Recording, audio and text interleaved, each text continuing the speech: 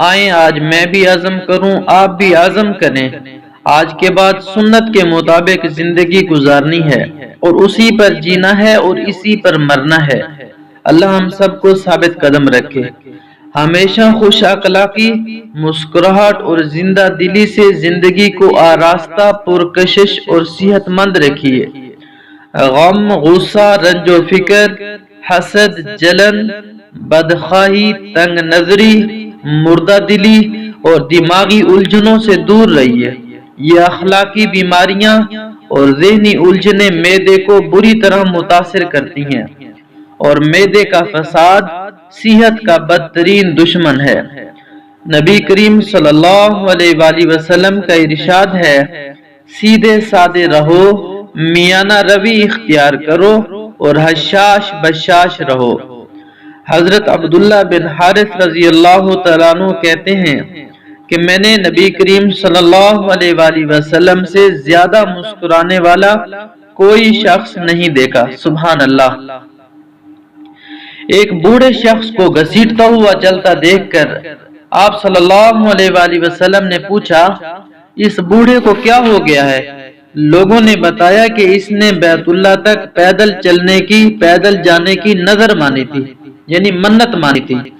نبی کریم صلی اللہ علیہ وآلہ وسلم نے ارشاد فرمایا، خدا اس سے بے نیاز ہے کہ یہ بوڑھا خود کو عذاب میں مبتلا کرے، اور اس بوڑھے کو حکم دیا کہ سوار ہو کر اپنا سفر پورا کرو۔ حضرت عمر رضی اللہ تعالیٰ عنہ نے ایک مریل چال چلنے والے نوجوان کو دیکھا تو اپنا درہ اٹھایا اور دھمکاتے ہوئے کہا، راستے پر پوری قوت کے ساتھ چلو۔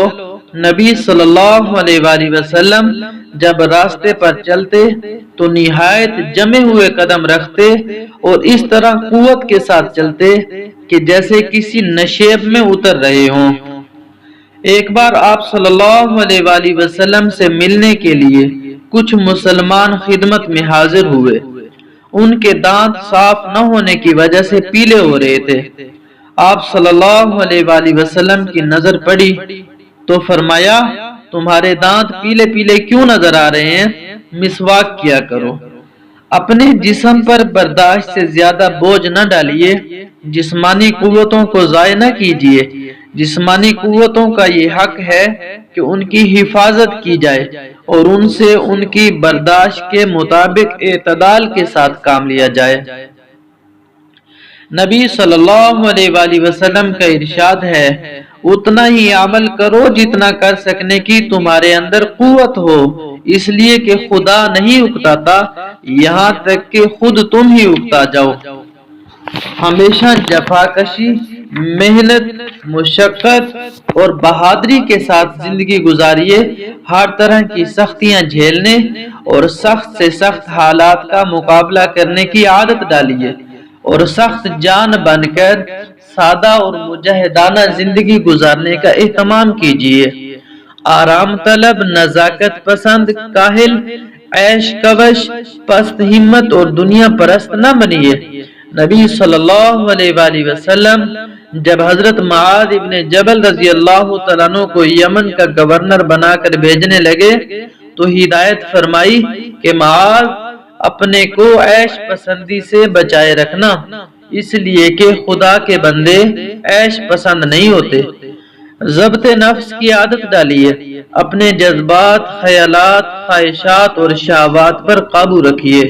اپنے دل کو بہکنے، خیالات کو منتشر ہونے اور نگاہ کو آوارہ ہونے سے بچائیے۔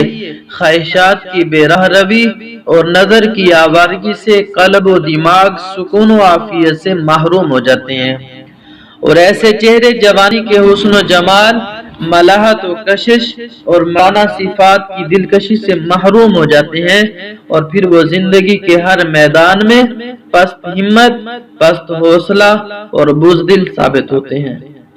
کھانا ہمیشہ وقت پر کھائیے، زیادہ کھانے سے بچیے۔ ہر وقت منہ چلاتے رہنے سے پرہیز کیجیے۔ کھانا بھوک لگنے پر کھائیے، اور جب کچھ بھوک باقی ہو تو اٹھ جائیے۔ بھوک سے زیادہ تو ہرگز نہ کھائیے۔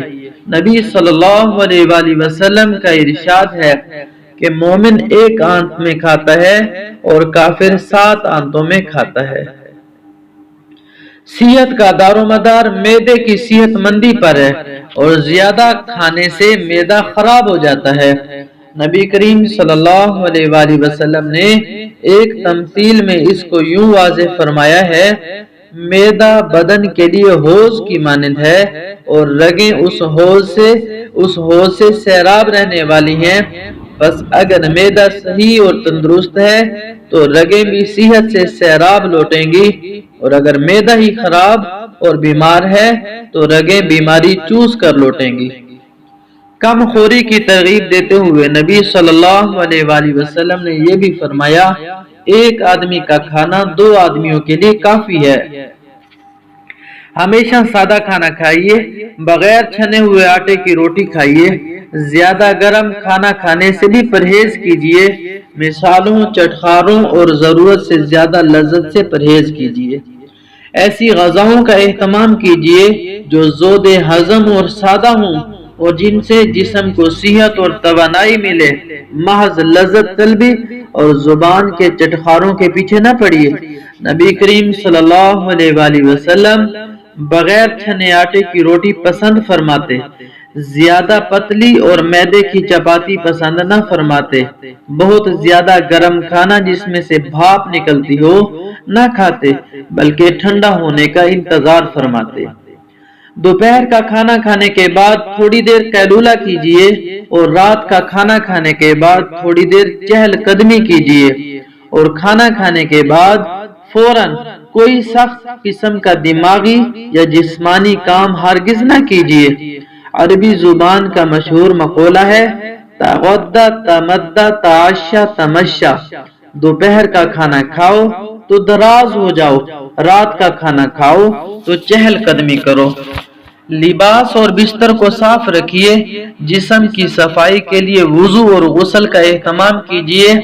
جسم، لباس اور ضرورت کی ساری چیزوں کی صفائی اور پاکیزگی سے روح کو بھی سرور و نشاط حاصل ہوتا ہے اور جسم کو بھی فرحت اور تازگی ملتی ہے، اور بحیثیت مجموعی انسانی صحت پر اس کا نہایت ہی خوشگوار اثر پڑتا ہے۔